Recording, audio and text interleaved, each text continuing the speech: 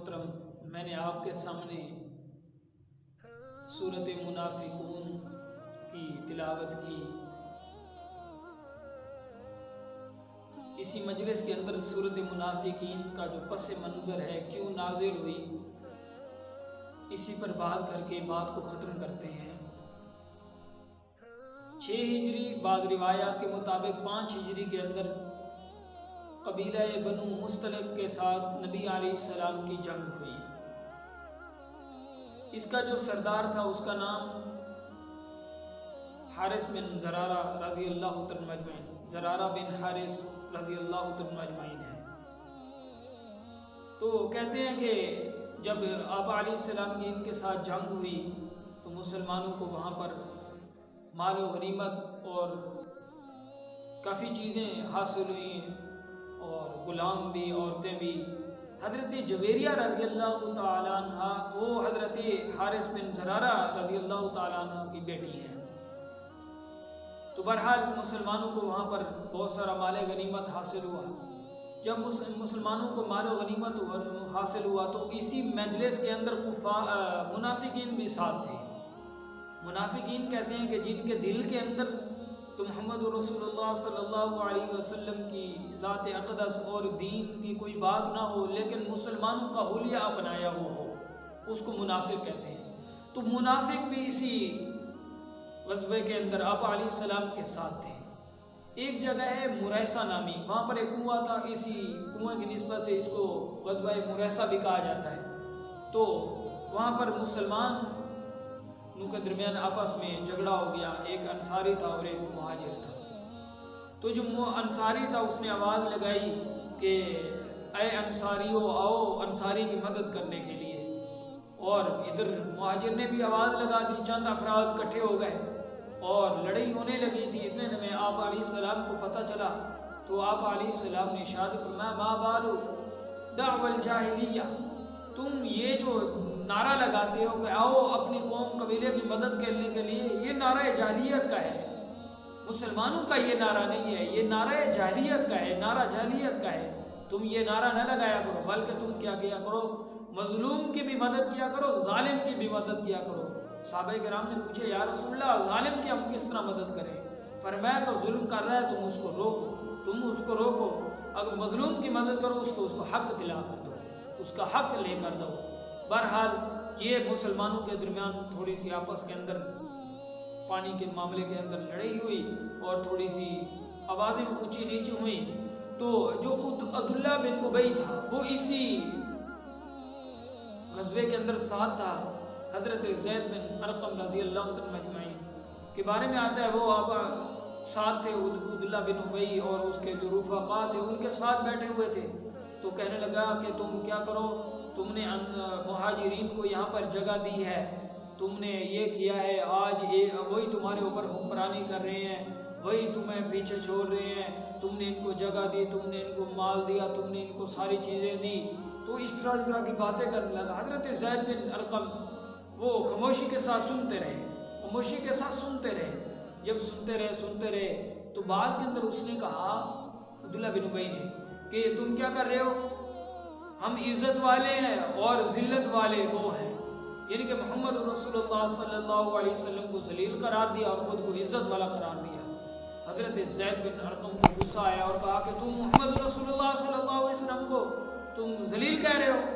جب اس طرح کی باتیں کرنے لگے تو اس کو پتہ چل گیا کہ اب میرا جو منافقین کا جو حلیہ ہے، مسلمان میں نہیں ہوں، وہ تو میرا پول کھول جائے گا اور لوگوں کے ہاں میں غافل شمار ہو جاؤں گا۔ تو قسمیں اٹھا کر کہنے لگا نہیں میں نے تو اس طرح باتیں کی ہیں، میں نے اس طرح باتیں کی ہیں۔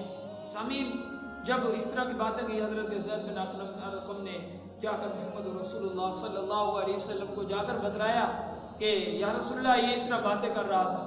آپ علیہ السلام کو جب آپ علیہ السلام کو پتہ چلا تو عبداللہ بن ابی سے پوچھا، ہاں آپ نے اس طرح باتیں کہی ہیں؟ تو عبداللہ بن ابی کہنے لگا یا رسول اللہ میں نے تو اس طرح کوئی باتیں نہیں کہی، قسم اٹھا کے کہتا ہوں اللہ کی قسم۔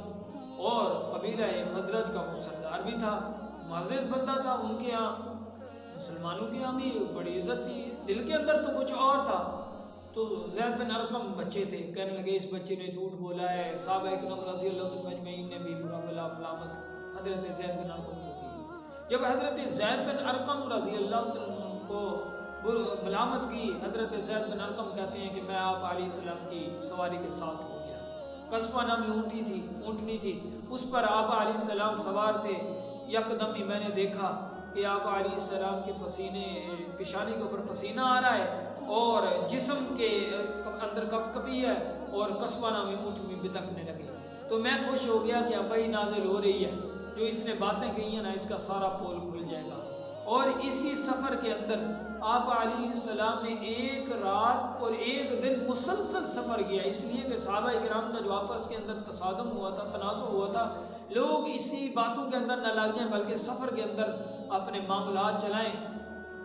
تو آپ علیہ السلام نے تھوڑا سا فاقہ ہوا، نیند آئی اور اس طرح معاملات ہوں گئے، تو وہی نازل ہوئی تو سارا کالا چٹھا اس کا کھل گیا، عبداللہ بن ابی کا۔ تو جب کھلا تو حضرت زید بن ارقم رضی اللہ تعالیٰ کو پتہ چل گیا کہ میں سچا ہوں، پہلے بھی ان کو سچا تھا، اور جو باقی لوگ تھے وہ آ کر حضرت زید بن ارقم سے معذرت کرنے لگے کہ آپ ٹھیک تھے، وہ جھوٹا تھا، اس طرح۔ جب یہاں پر اور بھی باتیں ہیں، ان میں سے ایک بات یہ بھی ہے، جب اس طرح کے الفاظ اس نے آپ علیہ السلام کی شان کے اندر کہے، بعض روایات کے اندر آتا ہے کہ حضرت عمر رضی اللہ عنہ مجمعین نے کہا یا رسول اللہ میں جاتا ہوں اس کا سر لے کر آتا ہوں۔ وہ بعض روایات کے اندر آتے ہیں ان کے بیٹے آئے اور آ کر کہنے لگے یا رسول اللہ اگر آپ نے میرے باپ کو قتل کرنے کا حکم دینا ہے، وہ تو پکے مسلمان تھے، آپ کیا کرو مجھے حکم دو، میں اس کا سر لے کر آتا ہوں۔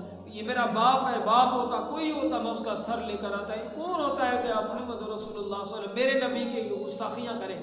جب اس طرح کی باتیں لڑ گئی، آپ علیہ السلام نے ارشاد فرمایا کہ نہیں میں اس کو قتل نہیں کروں گا۔ لوگ کہیں گے کہ محمد صلی اللہ علیہ وسلم اپنے لوگوں کو ہی قتل کر دیتا ہے اور اپنے ہی لوگوں کو قتل کر دیتا ہے۔ جب اس طرح کی باتیں ہونے لگیں، ادھر سے وحی نازل ہوئی تو حضرت زید بن ارقم کی صفائی آ گئی۔ اس واقعے سے ہمیں چند ایک سبب ملتے ہیں۔ نمبر 1، ہر بات کی تحقیق کرنی چاہیے، یوں فیصلہ نہیں سنا دینا چاہیے۔ نمبر 2، مسلمانوں کے درمیان لڑائی جھگڑے کرانے والے لوگ نہیں ہوتے ہیں، وہ داڑھی کے روپ میں ہوں، مولوی کے روپ میں ہوں، صوفی کے روپ میں ہوں، پیر کے روپ میں ہوں، جس طرح کے بھی ہوں، وہ آپ کو دیکھنا چاہیے۔ جو آپ کو انسانیت سکھائیں، جو آپ کے اندر محمد رسول اللہ صلی اللہ علیہ وسلم کے دین کے جذبات سکھائیں، آپ ان لوگوں کے ساتھ بیٹھیں، ان کا ساتھ دیں، ان کے ساتھ کھڑے ہوں۔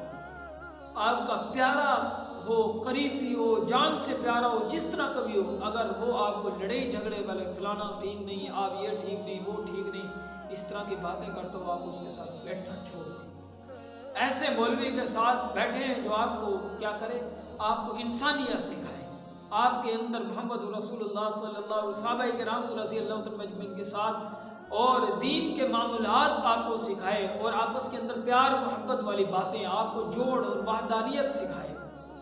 آپ کی گفتار کے اندر، آپ کے لہجے کے اندر، آپ کے اٹھنے بیٹھنے کے اندر محمد رسول اللہ صلی اللہ علیہ وسلم کی جو سنتیں لے کر آنے والا وہ سکھائے۔ اور مسلمانوں کے اندر لڑائی جھگڑا کرانے والے لوگ ہوتے ہیں، اس وقت بھی تھے اور آج بھی ہیں۔ آپ 1 صدی پیچھے چلے جاؤ، یہ بریلوی دیوبندیوں کے لڑائی جھگڑے تھے؟ نہیں تھے۔ یہ حدیثیں پہلے بھی تھیں، آج بھی ہیں، لیکن اس وقت لڑائی جھگڑے نہیں تھے۔ لڑائی جھگڑے اب شروع ہیں۔ اللہ رب العزت سے دعا ہے کہ اللہ رب العزت ہمیں منافقین کو پہچان کر سچوں کا ساتھ دینے کی توفیق عطا فرمائے۔